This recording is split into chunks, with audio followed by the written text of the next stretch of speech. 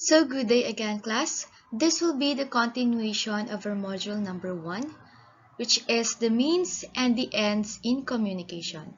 Media and information are the two distinct elements that are intrinsically interconnected with the concept of communication. So last meeting, I gave you an activity. So in that activity, I asked you kung ano yung connection between media and information and the communication. So bilang person or as an individual, for us to communicate with our loved ones, especially yung mga nasa malayong lugar, we can use our media. Kagaya na lang ng Facebook, Messenger, Instagram, Twitter, and then there are some people na gumagamit ng YouTube to spread the information easily. So, the reason why we are communicating with the other people is to give some information that they needed. So, para mapadali yung pag-spread ng information, kinakailangan nating gamitan ng media. Kasi mas mahihirapan tayo, kagaya na lang nung panahon noon na para makapag-provide ng information, gagawa sila ng letter. But nowadays, kung may gusto tayong sabihin sa isang tao, pwedeng-pwede na natin silang isend ng or i-private message. And syempre, dun sa pag-private message natin, nagkakaroon na ng communication. So, ano nga ba yung plural form ng medium? Ang plural form ay media. So now, let's proceed to definitions of media by UNESCO. So when we say media, it is the combination of physical objects used to communicate or mass communication. Meaning ng mass communication, ito yung pangmalawakan. Kagaya na lang ng mga napapanood natin sa television, yung mga balita. So, syempre, yung mass communication na yon, 'di ba? Napapadali na lang yung pag-receive natin ng information. Pag sinabi nating mass, wala siyang pinipiling tao. So, through physical objects such as the radio, television, computers, or film. So, dito, kay media, dalawa lang naman yung reason why we are using media. First one is for us to be entertained sa mga napapanood natin or naririnig natin. And then yung pangalawa is a source of credible information. So pag-usapan muna natin si combination of physical objects. So for example, na lang, 'di ba? So sa radio, kapag once na wala tayong radio, yung physical radio na commonly na ginagamit natin, we can already use our cellphone, YouTube para maging updated sa mga music or makarinig tayo ng mga favorite music natin. We can download na, diba? Through the use of our phones, our laptops, or our computers. Maging yung sa balita, hindi na lang natin siya mapakikinggan. Pwede na rin natin siyang panoorin through the use of different media. Another one is the television. So for example, meron kang sinusubaybayan na palabas. 'Di ba? Ngayon na mismo yung episode na yan. So you can use your computer, your laptop, your phone para mapanood mo ulit yung na mismo na episode. Next one is the computer. So sa computer naman, 'di ba noon, every time na gusto nating maglaro ng offline or online games, kailangan pa nating gumamit ng computers. But nowadays, we can also use our cellphone para mag-download ng online or offline games. We can also use our phone na mag-research ng information. So, napakadali na lang para sa atin. Next one is si film. Example na lang, may inaabangan ka na movie. So, you can use your cellphone, diba? You can use your laptop or your computer just to watch those movie na gusto mo instead na pupunta ka pa sa sinihan or bibili ka ng CD. So, yon, let's talk about the source of credible information in which contents are provided through an editorial process determined by journalistic values. So, meaning, yung information that they are providing upon us, di ba, pinipili nila yung mabuti. Hindi agad-agad na naglalagay ng information. Kasi ang isang tao, 'Diba? Pag nabasa niya yan, pwede niyang i-share yan sa wall niya, sa Facebook niya, or any source of media. So, syempre, hindi lang naman yung isang tao na yon yung maapektuhan, kundi yung mga makakabasa. So, si media, nakakatulong na rin siya para mag-provide ng information. Example na lang, noon, yung mga student, they are going to library para lang maghanap ng information doon sa assignment nila or mas lalong magkaroon sila ng knowledge. Pero ngayon, we can use our computers or cell phones or including the internet, yung browser natin para makahanap ng information. Dati kapag gusto nating hanapin yung meaning ng isang word, kailangan bumili muna tayo ng dictionary or pumunta sa library para manghiram ng dictionary. Pero ngayon, kung mapapansin nyo, 'di ba, mag-research lang tayo through the use of the internet. Malalaman na natin kaagad yung information. Kaya nga yung mga bata sa panahon ngayon, advanced na sila when it comes to information. Minsan pa nga, 'di ba, mas magaling pa sila kaysa sa atin kasi mahilig silang mag-explore, magbasa at maghanap ng information.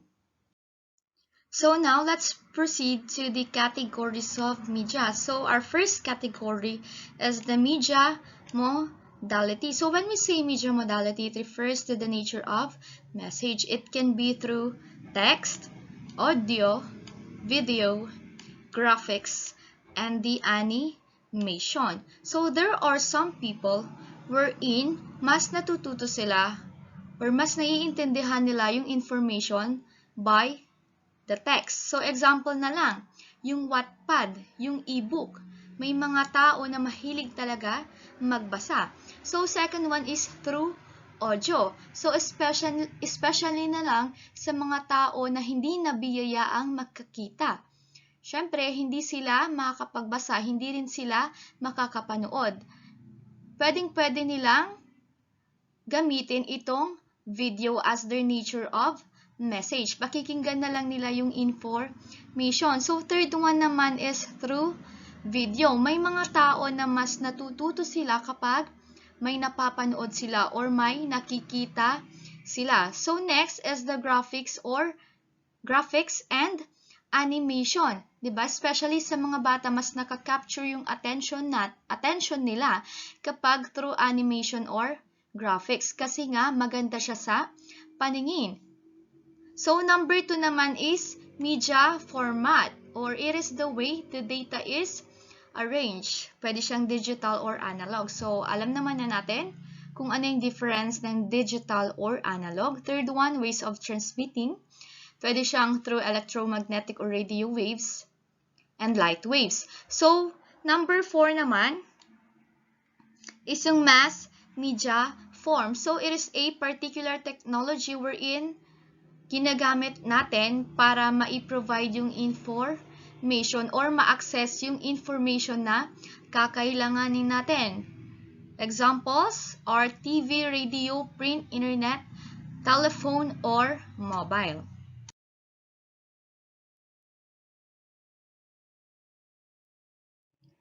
So now, let's proceed to media, information, and technology literacy. So before that, let's talk about first what is literacy. So when we say literacy, it is equivalent to a skill. So when we say skill kasi, yun yung capability na meron ka, expert ka sa isang bagay. So ability to identify, understand, interpret, create, communicate, and compute using printed and written materials associated with varying context. So for example na lang, you have a quiz on math subject. So, si teacher, syempre, kapag nagbibigay yan or nagde-discuss, iba yung mga problem na binibigay niya or sample niya doon sa pinaka-content ng quiz ninyo. So, kung expert ka sa mathematics, kahit na baguhin ni teacher nyo yung mga numbers, yung symbols, yung letters, kayang-kaya mo pa rin yan bigyan ng solution. So, another one, kapag literate ka when it comes to English, mapa-written man or mapa-oral man, kayang-kaya mo yan na gawin. Another one is through music, 'di ba? So sa music, kapag nagtotono ka ng gitara and if you don't have your application sa pagtotono ng gitara, you can use other instrument para ma-tune mo yung gitara mo, 'di ba? So ayan yung tinatawag natin na literacy. So now let's discuss the definition of media literacy, information literacy, and technology literacy by UNESCO. So when we say media literacy, it is the ability to read, decode, analyze, evaluate, and produce communication in variety of media forms. So kayang-kaya mong gamitin yung iba't ibang type of media kasi syempre, hindi lang naman isang media ang meron tayo, marami yan. So kayang-kaya mong gamitin yung iba't ibang media na available in order for you to provide information sa ibang tao or for you to communicate with them.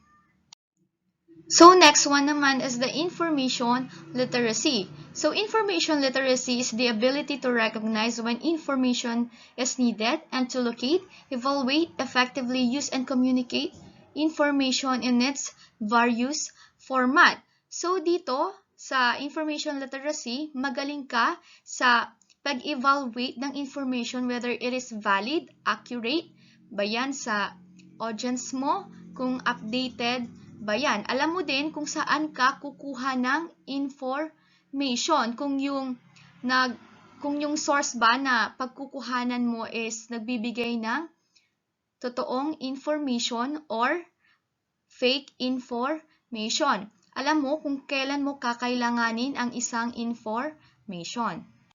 So our third one is the technology literacy. So since we are already in the 21st century, kailangan literate tayo when it comes to gadgets, 'di ba? Technology, para hindi tayo mapag-iwanan. Meaning kahit na ano pang technology or gadget yung iharap sa'yo, kayang-kaya mong makapag-access sa information, kayang-kaya mong makapag-provide ng information sa mga audience mo, sa mga taga-pakinig mo, at kayang-kaya mo ring gamitin yung different types of media, especially yung social media just like the Facebook, Instagram, Twitter, doon sa other technology na meron ka. Kasi may mga tao na magaling sila when it comes to cellphone, 'di ba, sa pag-access ng information, pero kung ipapagamit mo na sa kanila yung computer or laptop, hindi na nila alam yung gagawin nila. So now, let's proceed to the danger of desensitization according to Pater 2011. So there is need to be media and information literate to counteract the physiological tendency towards the main information that are encountered every now and then. So dito, sabi, kailangan dapat yung paggamit natin ng media and information ay nasa tamang paraan. Bakit? Kasi kung hindi tayo wise, 'di ba, sa pagre-research, sa tamang paggamit ng media, sa tamang paggamit ng information, magkakaroon ng overload ng information sa bawat isa sa atin. Especially sa panahon natin ngayon. 'Di ba? Marami na tayong napapanood na hindi kaayon-ayon sa harapan natin or sa mga mata natin, at may mga information naman tayo na nababasa sa different types of media na hindi appropriate sa atin. So ngayon, kung hindi tayo hindi tayo sensitive sa media at sa information, maapektuhan yung behavior natin. 'Di ba? Kaya nga may mga tao na nagko-commit ng suicide kasi sobra na rin yung mga information na nababasa nila, na napapanood nila. Nasosobrahan na rin yung paggamit nila ng media, 'di ba? So example na lang yung bullying, cyberbullying. So kaya dumarami yung bilang ng cyberbullying ay dahil na rin sa napapanood nila. So now let's proceed to automaticity or automatic response. So it is a state where our minds operate without any conscious effort from us. Kumbaga, 'di ba, hindi ka na nakakapag-isip ng maayos. Naging habit mo na yung bagay na yan. For example na lang, yung mga mahilig mag-ML. So kung mapapansin nyo, hindi lilipas yung araw na hindi sila naglalaro ng ML kahit na pagod na yung mata nila, pagod na yung katawan nila, inaantok na sila. Wala silang pakialam, hindi na sila nagiging conscious kahit na anong oras na, 'di ba? So you become desensitized with the things you encounter because they seem so natural to you. Nakasanayan mo nang maglaro ng ML, nakasanayan mo nang gumamit ng gadgets, ng technology. Kaya nang sa ganun, kahit na alam mong pagod ka na, kahit na alam mong puyat ka na, kagigising mo pa lang, ginagawa mo na yung bagay na yan. So next one is denormalization, when the mass media continually reinforce certain behavioral patterns of exposure until they become automatic habits. So dito kay normalization, nagkakaroon ng reinforcement or reward. Example na lang, kaya ka kumukuha ng magandang photo mo and then i-upload mo sa Facebook, sa Instagram, is for you to have many likes, 'di ba? Many followers, yung pagti-TikTok natin, 'di ba? So ano yung purpose natin doon? Kasi nga para marami tayong maging followers. Next is the typology of media literacy. So our first typology of media literacy is the acquiring fundamentals. So when we say fundamentals, 'di ba, ito yung mga basic pa lang na natututunan ng isang bata. So it happens during the first year of life. So andiyan yung mga characteristics wherein yung isang bata ay natututunan niya pa lang. So first is learning that there are human beings and other physical things apart from oneself, 'di ba? Doon niya pa lang nalalaman na ang mga tao ay magkakaiba. 'Di ba? Kilala niya nga kung sino yung papa niya, kilala niya kung sino yung mama niya, kung sino si tita at si tito, si lolo at si lola. So learning the meaning of facial expressions and the natural sounds. 'Di ba? Alam niya kung ano yung tunog ng kambing, alam niya kung ano yung tunog ng pusa, ng aso. So, recognizing shapes, form, size, color, movement, and the spatial relations. And then yung rudimentary concept of time, regular patterns.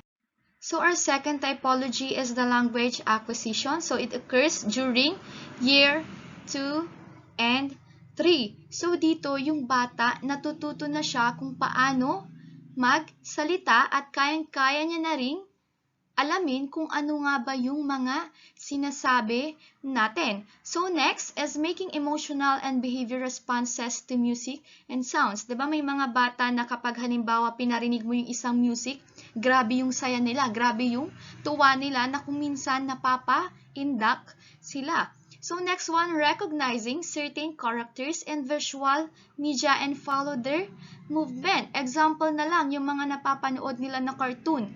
'Di ba? Kung ano yung pinapanood nila, kung paano yung movement na ginagawa ng cartoon na yon, ng mga character na yon, yun din yung ginagawa nila. Kaya dapat, lagi nating panatilihin na tama yung pinapanood natin sa mga bata. Kasi sa tingin nila or sa paningin nila, lahat ng nakikita nila is tama. So our third one is the narrative acquisition. So when we say narrative, it's all about the story, 'di ba? So dito, it happens during years 3 to 5. So first one, developing understanding or differences between fiction or non-fiction. Alam na nilang i-identify whether yung pinapanood nila or yung binabasa nila is makatotohanan or hindi. Kung advertisement ba yun or entertainment and real versus make-believe. So they already know how to connect plot elements. Kung ano yung mga pagkakasunod-sunod ng binabasa nila or yung pinapanood nila. So our number 4 is the developing skepticism. So it occurs from about ages 5 to 9. So it talks about the doubt or suspicion. So as you can see here, diba? Ito yung mga characteristics. They already know about discounting claims made in ads. So, sharpening differences between likes and dislikes for shows. Alam na nila kung ano yung mga bagay na ayaw nila, na, diba? Yung mga nangyayari doon sa pinapanood nila or binabasa nila, na pakikinggan nila, including yung mga characters, yung mga persons or objects na nandoon. Diba? So, next is making fun of certain characters even though those characters are not presented as false in their shows.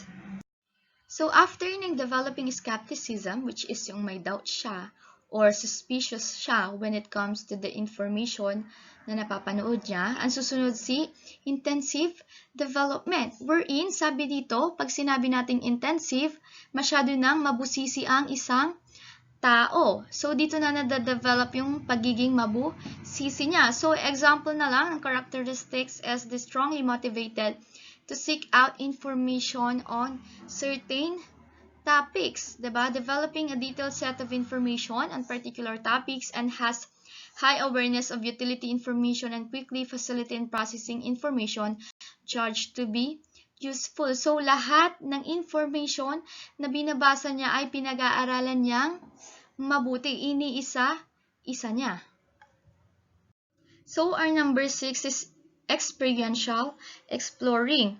So, ito, they feel that their media exposure has been very narrow and they seek exposure to a much wider range of messages. So, kumbaga, para sa kanila, pinaniniwalaan nila na mas gusto nilang maranasan yung mga bagay-bagay na hindi pa nila nararanasan. So, kumbaga, hindi lang sila nakatira doon sa box. Gusto nilang lumabas sa comfort zone na kinalalagyan nila. Nang sa ganon, mas lalo pa silang matuto. Mas lalo pa silang magkaroon or ma-develop yung mga information na meron sa kanila. So, example, seeking out different forms of content and narratives, focusing on searching for surprises and new emotional, moral, and aesthetic relation. So, mas prefer nila yung may thrill. Mas matututo sila doon. So, our number 7 typology is the critical appreciation. So, when we say critical, a person becomes an analytic or evaluative when it comes to information. So, sabi dito, they see themselves as connoisseurs of the media. So, nakikita nila yung sarili nila na expert sa paggamit ng media. Diba? So, next one is they seek out better messages. So, tinitignan din nila yung cognitive, emotional, and aesthetically, and yung moral na message doon sa information na nababasa nila or napapanood and then nai-encounter nila. So, they have strongly held opinions kung sino yung mga best writer, best producers, and they have lots of evidence to support their well-reasoned opinion. So, meron silang kumbagang ebidensya, diba? Na kung saan may papakita nila na yung opinion nila ay tama. So, characteristics dito, accepting messages on their own terms then evaluating them within that sphere, diba? So, inaalam muna nila yung, kumbaga, naghahanap muna sila ng information and then, after nun, ini-evaluate nila ng mabuti. So, next one is developing very broad and detailed understanding of the historical, economic, political, artistic context, ability to make subtle comparisons and contrasts among many different message elements simultaneously. Diba? Alam niyang kung ano nga ba yung positive and then yung negative, kung yung, ano yung advantage and disadvantage ng isang message, ability to construct a summary judgment about the overall strength and weaknesses of a message. So, our number 8 is social responsibility. So, when we say social, ito ay tumutukoy sa public, diba? Sa maraming tao. So, the person at this stage not only asks what is best from my point of view and why. Diba? Hindi lang siya selfish, kundi iniisip niya rin yung magiging kapakanan ng ibang tao, ng society doon sa message na sinasabi niya or information na pinoprovide niya. So, characteristics niya dito, taking a moral stand that certain messages are more constructive for society than others, recognizing that one's individual decision affects society no matter how minutely. Syempre kasi sa bawat desisyon na ginagawa natin, meron at merong maaapektuhan. So, recognizing that there are some actions